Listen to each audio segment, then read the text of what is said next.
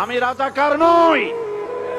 আমাকে রাজাকার বলে যদি তাকেও প্রমাণ করতে না পারে 10 কোটি টাকার মানহানি মামলা দায়ের করব। আমার এই বক্তব্য সারা দুনিয়া শুনেছে। পার্লামেন্টে আমার এই বক্তব্য রেকর্ড হয়ে আছে। সেদিন 3 শতাধিক পার্লামেন্ট মেম্বারের কেউ আমার চ্যালেঞ্জ গ্রহণ করেন নাই। যে কোনো ব্যক্তি পার্লামেন্টে গিয়ে আমার বক্তৃতা দেখে আসতে পারেন। এরপরে 1997 সনের 7ই অক্টোবর দৈনিক জনকণ্ঠ পত্রিকা যখন আমার বিরুদ্ধে লিখলো, সেই পত্রিকায় সাঈদীর ওপেন চ্যালেঞ্জ 8ম পাতা 1997 7ই অক্টোবর, এত বড় 2 কলমে হেডিং।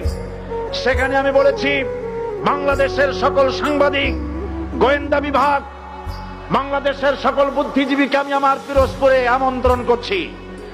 আমার উপস্থিতিতে যদি কেউ প্রমাণ করতে পারে বাংলাদেশের স্বাধীনতা যুদ্ধের বিরুদ্ধে আমার কোনো ভূমিকা ছিল, সজ্ঞানে স্বেচ্ছায় জাতীয় সংসদের সদস্য পদ থেকে পদত্যাগ করব। 3 বছর পার হয়ে গেছে, আজ পর্যন্ত কেউ এই চ্যালেঞ্জের মোকাবেলা করে নাই।